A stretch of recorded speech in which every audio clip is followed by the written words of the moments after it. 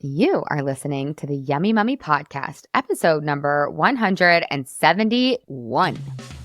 Welcome to the Yummy Mummy Podcast, where you will learn brand new and shockingly different tools to lose weight for the last time. And now, here's your host, certified life and weight loss coach, Laura Conley. Hello, Yummy Mummies. Welcome to the pod. I am so excited, as I am like literally every time I record this podcast, but we are starting a series on what is a good mom. And to kick that off, we have the parenting coach, Pam Howard, author of Less Drama, More Mama, here to answer all of the questions and talk to us about what really makes a good mom. So welcome to the podcast, Pam. I'm so happy you're here. Give us a little intro about who you are, where you are, what you do, and then we'll dive in. All right. Thank you so much for having me. I'm super excited to be here too. So I'm Pam Howard. I'm in South Florida, and I first and foremost am a mom of two amazing teenagers. They're 14 and 18, both girls. And I'm a licensed clinical social worker in the state of Florida. I'm a master parenting coach. I have my certification through the Life Coach School like you. And I was a former school counselor for kids in K through 8th grade. So I have a lot of experience with families and kids and moms, and it's amazing. Tell us a little bit about you wrote a book, which is so exciting. I want to do that one day. Just give us kind of like an overview of your book, and then we're going to dive into the book and some of the tips. Okay. So the book is called Less Drama, More Mama, which is the same title as my business name, my podcast. It's all the same. And the way that I structured the book is I came up with 9 of the most common lies I think that moms believe that sabotage their success in parenting. And then for each of the lies, I came up with a corresponding truth to that lie. And so each of the chapters is a truth. So good. Okay, so let's dive into some of the lies and the corresponding truths. We're not going to be able to get to all of them, but before we hit record, you guys, we went through them and I was like oohing and eyeing and moaning over each and every single one of the lies / truth. So let's start from the top. We talked about this truth that it's supposed to be hard. So can you just dive right in and expand upon that a little bit? Yeah. So the chapter is called Parenting is Supposed to Feel Hard. I don't know where we have this idea that it's supposed to be easy. I mean, I guess before I had kids, I thought it was going to be easier than it was, or I at least thought I'm going to do it better than my parents did. And I was working with teenagers at the time as a social worker, and I was really doing well at my job. And I thought, hey, I can do this. Like, this is going to be great. And I've always wanted to be a mom. And so I just have that motherly instinct. And anyway, we find out that it's not easy. And it actually is supposed to be that way. I know you've talked about with your audience the idea that life is 50-50, right? We have 50% positive emotions, 50% negative emotions. And it's supposed to be that way because without those negative emotions, you wouldn't even know what the positive emotions are. So without grief, you wouldn't know love. Without insecurity, you wouldn't know security. So all of those feelings are there for a purpose. And the people who overcome the most difficult things in life are the people who grow the most, who have learned the lessons in life that enable them to become a better version of themselves.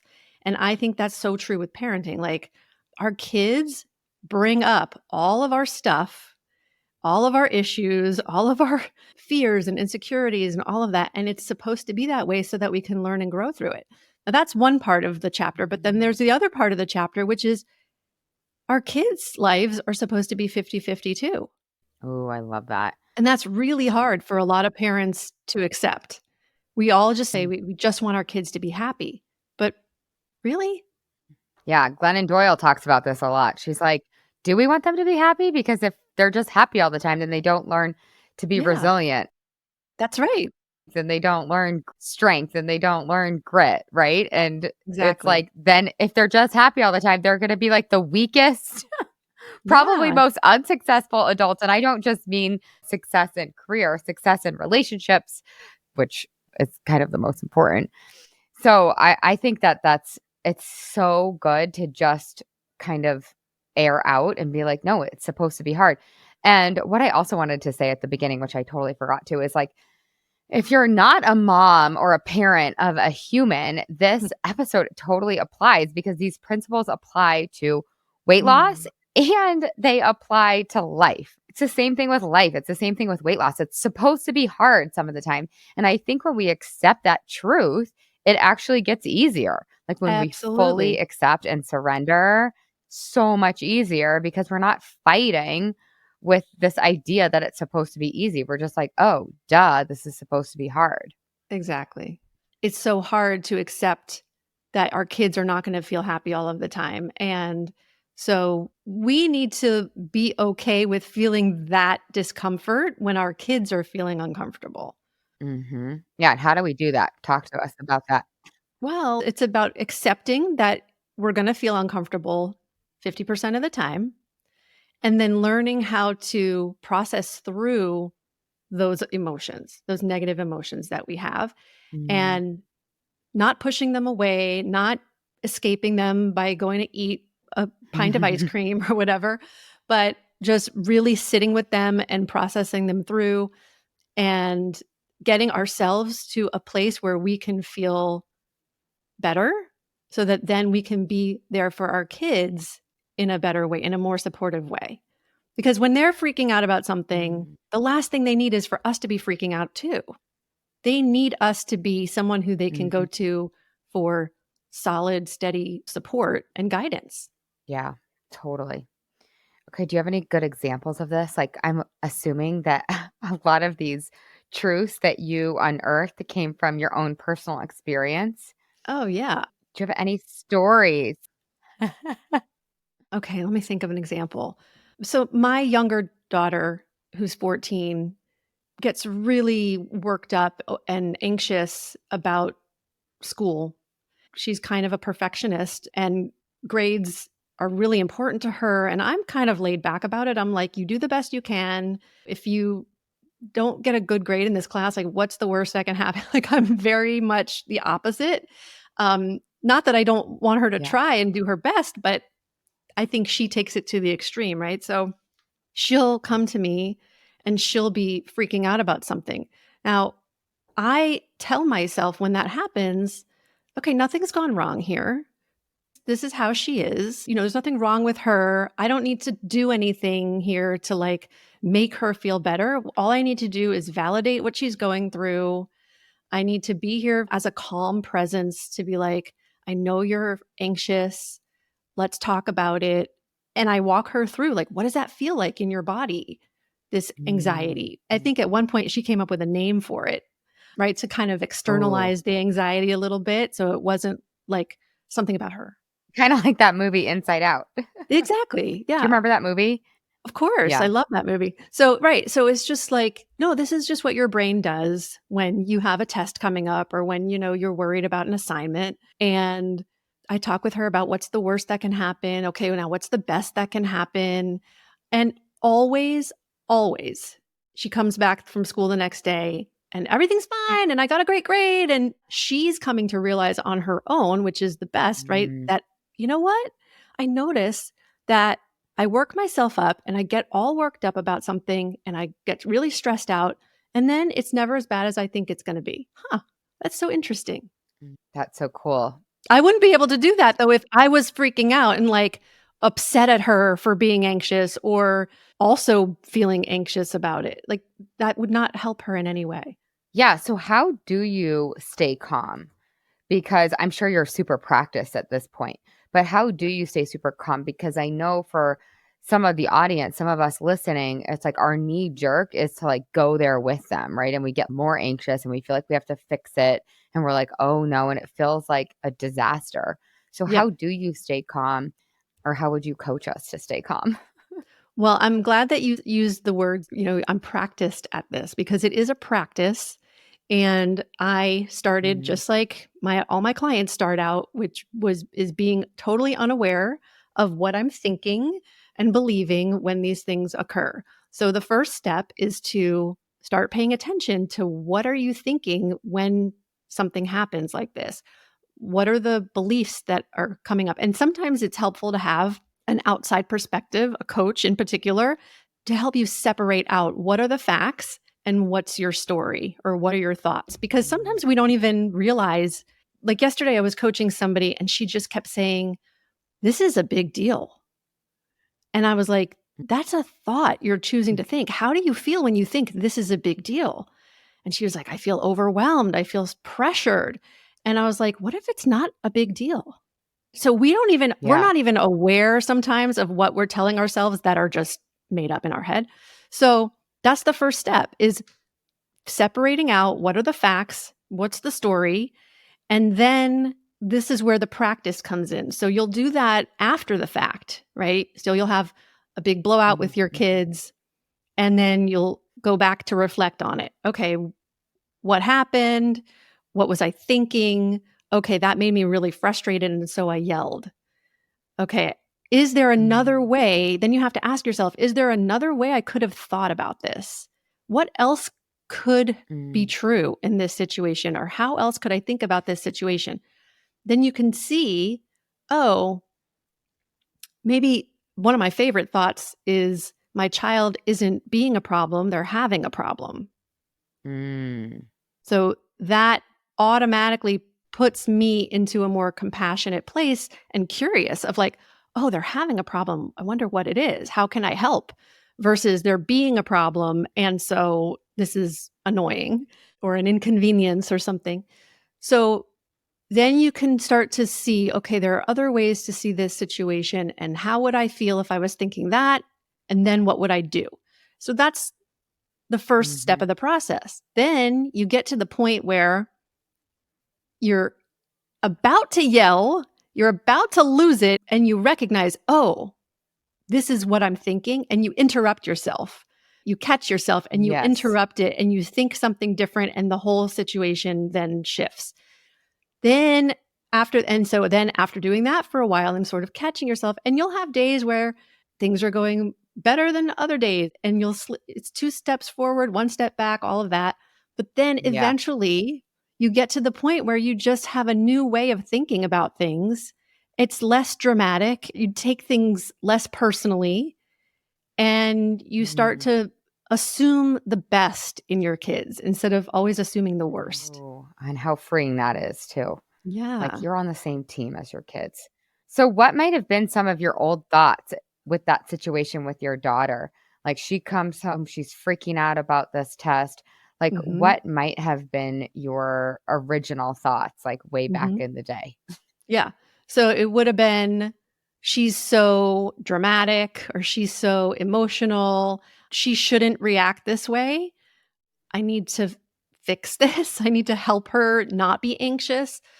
I might have thought it was my fault that she was that way. I don't know. I mean, there's Oh, so many things that I could have been thinking yeah. or that my clients tend to think when things like this come up. I think that's such a big one. Like we see our kids as a reflection of who we are and Mhm. we we want to control who they are, how they're behaving because we feel like it's such a reflection on us. And all of those thoughts that you thought, and including the one that I just mentioned, it just makes us feel anxious. And then how do we show Right. up when we're anxious or we're stressed Exactly. or we're overwhelmed? Then we freak out and then it adds more drama and more, becomes more of a problem. So it Yep. kind of leads us into the next truth that we wanted to talk about, which was feelings don't need to be fixed.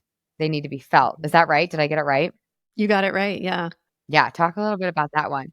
Like I mentioned before, validating your kids' emotions is not talked about enough, I don't think. I think it's one of the Mm. most important things we can do for our kids is to just validate their feelings.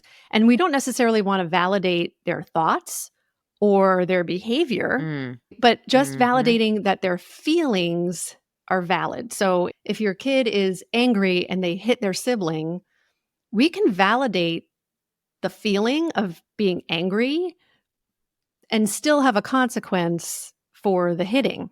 Totally. People sometimes get those mixed up. They think, oh, if I'm validating, that means I'm agreeing with them or I'm somehow saying it's okay that they hit. That's not what we're saying at all. It's just Mhm. their feeling is valid. And so then you can have a conversation, ideally at a calm moment later on after the Mhm. fact, where you talk with your child about what else could you have done in that situation? Or even asking them, how else can you think about this situation? We don't want to coach our kids, but just being able to help them maybe with perspective taking and seeing things in different ways. And then also talking to them about how they can handle their emotions differently and more effectively. Yeah. Totally. I mean, it's exactly the same workout. I mean, there's so many parallels here. It's so fun, right? Like going back to the first truth that we talked about, like weight loss is supposed to be hard some of the time, but like it's already hard, like your current reality. Same with parenting. If you're always fighting or you're always stressed about your kids or your parenting, yeah, maybe it's supposed to be hard. And then in the acceptance of it being hard, it becomes easier. And same with weight loss. Like maybe weight loss is supposed to be hard, or it's supposed to be hard to say no, thank you. And then when it comes to feelings don't need to be fixed, and I call it like looking back with love, like after the fact, like, yeah, we don't want to talk to our children about like the hard moment in the moment because their nervous systems are triggered. And like, Yeah. maybe we do eat the cupcake after we said we weren't going to eat the cupcake. Like after we calm down, can we go back and be like, yeah, it's okay to be frustrated. It's not okay to hit your sister. Like, yeah, it's okay to be stressed. It's not okay to eat the ice cream if you want to lose weight and that's not Right. working for you, Right. right? I think it's so cool to like separate the feelings and the emotions and what can I do differently? Like if I'm feeling stressed, what can I do instead of eat the ice cream? If I'm feeling frustrated, what can I do instead of hit my sister? Yeah. And also just allowing yourself to feel the stress versus reaching for the ice Yeah. cream. Just sitting with Yeah. the feeling in your body of where am I feeling this stress and describing it in Yeah. detail. And I mean, I've done all that because I used to be a big time stress eater. Yeah, Yeah. exactly. Like what you're kind of saying, and I think we can teach our kids this too, is like maybe we don't need to do anything differently. Maybe we just need to sit there and name our emotions and feel like, right? Like the now feeling work. I teach my clients the now feeling Hmm. work. Like the N is the naming it, the O is okaying it. Like it's okay that I'm frustrated or stressed. And then the W is witnessing it. I love these parallels because if we're doing this work within our parenting and with our kids, it actually makes it easier to do it with food and with our weight and vice versa because you're practicing it in all Hmm. areas of your life. It just gets Yeah. easier faster. Yeah. And you're building a relationship with yourself where you can trust yourself to have your own back in both scenarios, right? With the like being on your food plan or, eating the way you want to, and then also showing up with your kids in the way that you want to. Yes, totally. I love that. I think that's like one of the best byproducts of getting coach is like the confidence that you build because of your ability to feel, because then we're not afraid or we're not over controlling because we know that we can handle any emotion. One thing I actually want to bring up is I know that at the beginning of my parenting journey, I had a knee jerk reaction to offer my kids a snack or a treat when Mhm. they were upset, which I think is really interesting. I don't do it anymore most of the time, but I think that's another really cool parallel. Like in our Mhm. parenting, can we stop offering comfort or relief with food? Can we do that through a hug or a cuddle or anything else that you would recommend? I wonder if you could just speak to that because what we're essentially doing is teaching our kids that feelings do need to be fixed. And the way that we fix them is through food. And then for a lot of us, that can create health problems and weight problems. So I don't know if you can speak to that at all, but I know it used to be I caught myself when my daughter was very young offering her like goldfish when she was crying at the playground. And I was like, Yeah. "Oh, whoopsies. Gotta work on Yeah. that." Yeah. I love what you said about, offering a hug, just being there with them. And Mhm. also, I think offering food also sends the message that our happiness comes from outside of ourselves, right? Versus Yeah. it coming from within. And so we don't want to, that's another message that I think gets sent is like, okay, not just with food, right? It's like, I'll buy you this toy or let's get on the screen. Let's watch a Netflix show. right. And so our happiness is coming from outside of ourselves. And that's a recipe for disaster. That is so good. I love it. It's so insightful. Okay, so this is huge, you guys. I was like losing my mind when she was telling me this truth. You define what it means to be a good mom. It's so freaking good. I'm about to poll all of my clients on what does it mean to be a good mom and what does culture tell you it means to be a good mom. So tell us a little bit about this chapter and about this truth / the original lie. Yeah. So I think that when most of my clients come to me, that's what they want. They want to be a good mom. They want to be a better mom. And so when I was asking them, well, what does that mean? What does it mean to be a good mom? They would tell me things like, this is in my book, and this comes straight from my clients' mouths because I kept Yeah. notes. A good mom keeps a tidy home. A good mom never Mm, yells. Her kids listen to mm. her.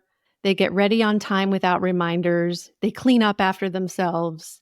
They go to her with their problems. Her kids are happy. She always does what's in the best interests of the kids. Her partner tells her she's doing a good job and shows appreciation. Extended family agrees with her choices.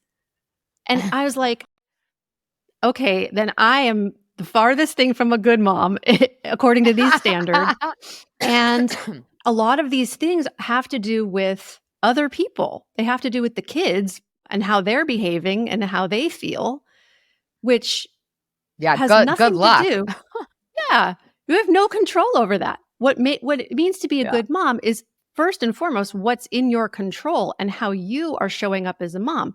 You can be the best parent in the world and your kids may not grow Mm. up to be the vision that you have for them. Or one example that I give is you can teach your kids table manners and they go out to the restaurant and they still throw their food on the floor. Like that doesn't mean anything. Oh, yeah, my mom's like, "I wanna get a T-shirt that says my mom taught me my manners," because she does not think I'm, like, the shining example of, like, being super polite, which, by the way, I think I am polite and I do use my manners, but my mom's like, "I just want you to wear a T-shirt so that people know I taught you. I at least taught you."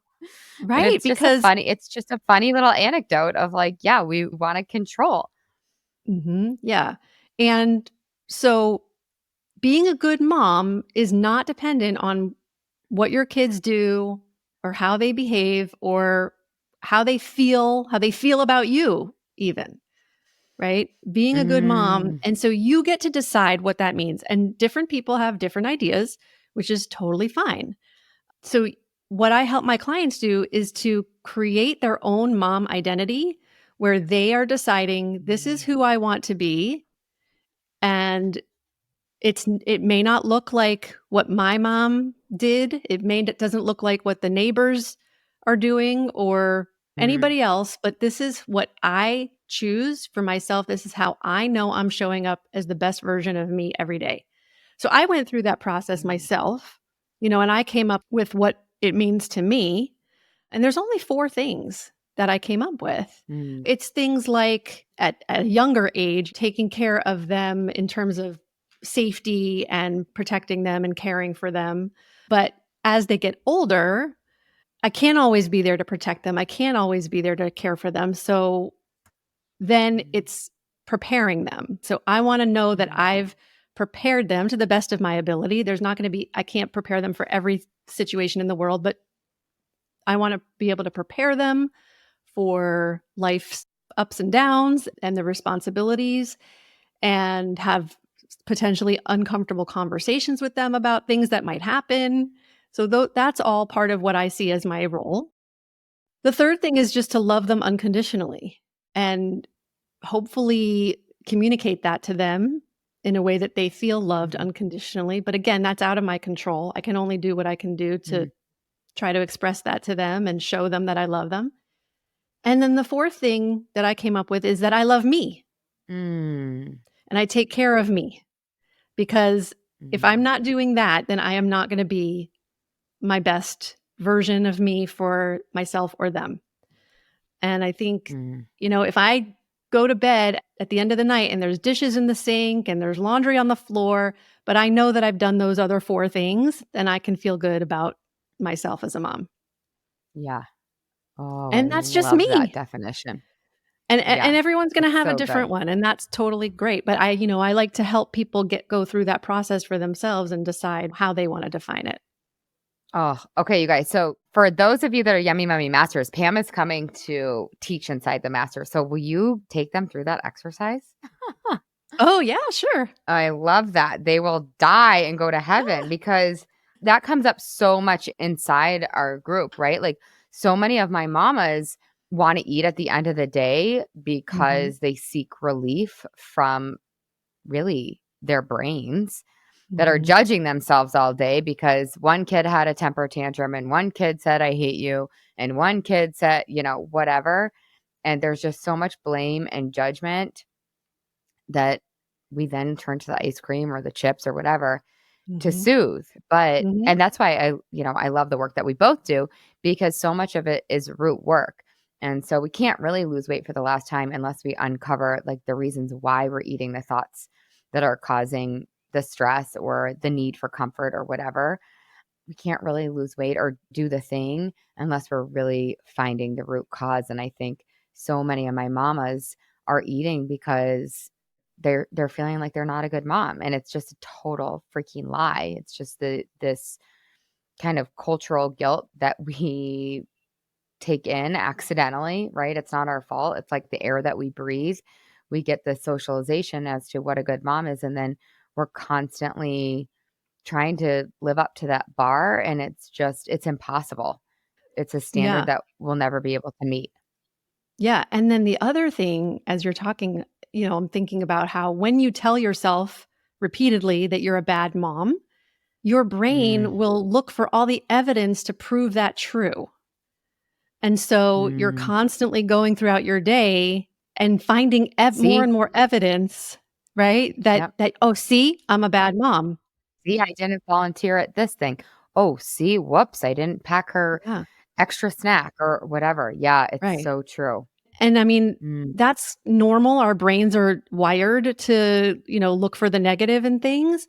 But that's another thing I always stress with the people that I work with is let's start every session with what went well. What, even if it's mm, the tiniest thing, let's talk about what are your wins? What can we celebrate about you this week? Because when you notice those things, then you can start to build evidence that, oh, you know what? Maybe I am a good mom. mm, And we don't even have to call it good. I'm a loving mom. I'm a present mom. I'm a involved mom. Like there's mhm. so many ways to describe like what does that mean? Good. And sometimes we're not. And that's okay too, right? We're human moms. I love that. Yes, yeah, like, sometimes we forgot to love ourselves unconditionally, Yeah. and it's okay, and it's like we can have grace for that too. Okay, so Yeah. your 4 definitions was to protect and care for them, and then to Mhm. prepare them to love Mhm. yourself unconditionally, to love them unconditionally, that's it? I like how it's simple Yeah. too, Yeah. because I can Yeah. imagine some of my clients wanting to create this, like, list of 25 things. I know. I know. I think it's so smart to keep it short and sweet because it's doable then. And then what you do is exactly what you're saying is you start to build the evidence or the case. We do that in the Yummy Mummy too. We start every call off with celebrating as a way to train our brains to be biased towards the positive and instead of biased towards the negative. That's how our Yeah. brains come out of the box, biased to the negative. So you kind of already touched on this, and it leads us into the next truth that I wanted to talk about, which is self-care isn't selfish. That's what I always say. I say like the first act of selflessness is selfishness, right? Because it's like, I Mhm. mean, it's so cliche, but it's like can't pour from an empty cup. So talk to us a little bit about that. Yeah. So the full title of the chapter is Self Care Isn't Selfish and People Pleasing Is. Mm, Yeah. And I think that people have heard enough times It's not Mhm. selfish to take care of yourself, because if you're not feeling great about yourself and you're not well rested and have nutrition and exercise and all of that stuff, you can't be at your best for anybody else. And even though I think that message is sort of sinking in for people, I still get lots of clients who feel selfish taking any time for themselves away from their kids. And Yeah, I and think we get it intellectually, but I think Mhm, this is right, one of those truths that we have to, like, drill into our brains. Like, we have to shove it down our clients' throats. Like, right. I'm still learning this, and, like, I'm one of the most selfish, quote unquote, or one of the people that I know in my circle of friends that takes the most time for self-care. And I Yeah. still have that fake, false cultural guilt on me that I have to Mhm. remind myself isn't mine. Yeah. Well, the other thing is, like, the way I define self-care isn't it doesn't necessarily have to take a lot of time. It doesn't have to take time Mm, away from the family. I mean, just the way you talk to yourself and the way you think about yourself is can be self-care. The way that you mm, treat yourself and talk to yourself and value yourself is self-care.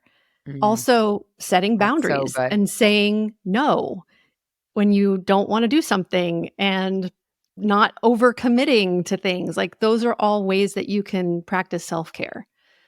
So it doesn't have to Mm. be, oh, I'm going on a girls trip for a weekend or Getting a massage or having a bubble right. bath. Yeah, those can be, but I love what you're saying because I think also our culture is like, you have to work out for an hour and you have to meditate and you have to do your breath work and you have to do your journaling and it has to be perfect and quiet. And it's like, no, it literally can be the sentences inside your brain, the way that you choose Yeah. to talk to yourself. I love that. That's so great. Or like what you just said about the meditation. It's like, no, an act of self-care would be taking 3 deep breaths before you react to your child. Mm, That's it. hmm. That's Yeah, self-care. that's so true. And I love what you were saying at the beginning too, because I think a lot of us do need to hear this message over and over again. And we do need the carrot. We need the carrot of like, look, you have to take care of yourself first if you want to take care of your family to the best of your ability, or you want to do your job to the best of your ability, or whatever. And what's so interesting, I'm bringing up Glennon Doyle again and Dr. Becky Kennedy. They were just talking about on one of their podcasts about, isn't it so interesting that we have to justify our self Mhm. care by saying, oh, I deserve a nap because if I take a nap, then I'll be able to get through the dinner routine and the bath time routine and the bedtime routine. And I actually do think it's necessary that we have the carrot, especially if we've been so heavily conditioned to feel like we don't deserve it. I feel Mhm. like it's our doorway in, like, do it for your family. And then eventually you won't have to justify it down the road. Yeah. But I think it's helpful to have the carrot, right? Because to just be like, well, I just deserve it because I exist and because I breathe, a lot of us aren't going to be able to get ourselves Mm. there. Yeah. Although I think that should be the goal, like, to be able to Right. take a nap without earning it, to get a Mhm. massage without deserving it, to meditate or take 3 deep breaths just for ourselves, not for anybody else. I think that's, like, kind of an act of rebellion in our society, and that can be the standard we're going for. But if you need a carrot, if you wanna use your kids or your partner or your job as a way in, so you can kinda get comfortable taking care of yourself, I think that's, like, totally Mm, fine because mhm. I think we need little baby steps. Yeah. I also think it's hard for moms to engage in self-care because they feel like their child or their spouse or whoever might be upset with them. And so, Mm, it's like, "Oh, well, I can't leave my kid to go do an errand or take care of myself or whatever because they hate it when I leave, or they're gonna be so upset that I left." It's like this comes back to the idea about life being hard sometimes and feeling and having this negative feeling. Like, it's okay that your kid is upset that you leave because you're going to come mhm. back. And that teaches them Yeah, that mommy comes back and it's okay. And I can have these negative feelings and survive. So, yeah. yeah, as hard as it is, like, you just gotta do it and they'll be okay. And it's a model for them on how to take care of themselves, Oh, and 100%. right. I always say, like, let's lose weight for the last time and become free from food forever for our kids so we don't pass down this diet drama. But Mhm. a part of doing that work is being able to put yourself at the top of the list and being able to, like, a lot of what we practice inside the Yummy Mummy experience is self care. And it's an even better legacy to give to our kids, which is like, do you really want your kids growing up as a victim or one of Mhm. these martyrdom moms? Like, no, you want your kids growing up, especially your daughters growing up, being the opposite, feeling like they can take care of themselves, not feeling a victim too. So I think, yeah, it's a huge responsibility actually. Mhm. And not only it's our responsibility, but I also feel like it's our freaking birthright. Um, anyways, I could go on a whole tangent about this. So tell us a little bit about the people pleasing part of the title. People pleasing is selfish. Talk a little bit about Yeah. that. So people pleasing is actually one of the most selfish things that you can do because it's all about satisfying your own ego. A lot of people think, but I'm pleasing other people and I'm doing things because I'm being kind, but it's not really kind. It's not coming from a place of kindness and love. It's people pleasing is driven by insecurity and a fear Mhm. of rejection or a need for approval from other people so that we can feel good about ourselves. And Mhm. so Yeah. So when we are people pleasing other, and so there's a difference. You can feel the difference in yourself when you are doing Yeah. something out of a place of kindness and love versus I really don't want to do this, but I want this person to like me, or I don't want this person to be upset Mm. with me. And so I'm going to say yes when I mean no. And then I'm going to feel super resentful and blame them when in fact it was my own doing. Yeah. So that's why I say I people think pleasing that's is huge. selfish. Yeah. And it's a lie. It's a lie. Like I think Brooke Mhm. Castillo, our coach, says it Mhm. all the time, but it is one of the biggest lies that you can tell because it's totally inauthentic. You totally don't want to do it deep down, right? And it's just like you're Yep. saying, your body can feel it. And it goes back to what you were saying before. It's like we have to build the muscle and the strength of being willing to disappoint other people. Like, yeah, some people aren't going to like it. Like, yeah, your husband, your partner, your kids, the freaking PTO, they might not like it. And Mhm. oh, well, it's really cool to say no and then actually have someone be disappointed and then watch yourself have your own back and notice that you don't die and Right. everything Yeah, is still totally fine. It's such a confidence booster. I love it. I agree, yeah. Okay, so Pam, tell us one actionable takeaway that we can start to implement because I know you're a big believer in getting into action. And while we're all going to go buy your book, we also want to put down all the parenting books and start doing instead of continuing to consume. So tell us. Yes. I mentioned to Laura before we hit record that in the book, I have a section called "Put Down the Parenting Book" for exactly that reason, right? It's like, I know I've read stacks and stacks of parenting books myself, and sometimes it's just more overwhelming, and you find conflicting ideas about what to do, and it just sometimes they make you feel worse after you read them. So, It's like dieting. It's like dieting. I mean, like, everyone's tried Weight Watchers, everyone's tried keto, Mhm. everyone's read every goddamn I mean, at least I had. It's the same thing, and it just becomes confusing, and then Right. you just end up eating more, right? It actually just gets Yeah. worse. Yeah, so you just Yeah. stick with one thing, preferably my book, read it, and then put it down and put stuff into practice, okay? So, the one thing that I will give your listeners, it's just based on what we talked about today, is the idea of validating your kids' emotions. So, what one thing Mm. that they can do over the next week and over their lifetime, but pay attention to this week is validating your kids' emotions. And what that sounds like is just reflecting back to them what it is that they're feeling, regardless of how they're behaving. All their behavior is being driven by their feelings, by their emotions. And so sometimes it takes a little bit of like reflecting yourself and maybe detective work to say, okay, he's hitting his sister. Okay, we know that's anger, but like, is there something underneath the anger even? Maybe he's feeling Mm, left out. Maybe he's feeling mm, hurt by something that the sister said. Or, we want to kind of go a little bit deeper into like what's underneath the anger or what's underneath the sadness and reflect that back to our child and agree, like, yes, you feel hurt that your sister said that thing to you. I can see why you would feel mm, that way. mm, And that's it. You don't have to say any more. It's mm. just that one little, like, I see you. I see you Yeah, and I I see your understand. pain and I understand. And then it's like you'll Mm, see in your child like this mm, relief, oh my gosh, mom gets it. She understands me. mm, And I feel safer with her now. And I can just be here with her. And you don't have to fix anything. You don't have to try to make them feel mm, better.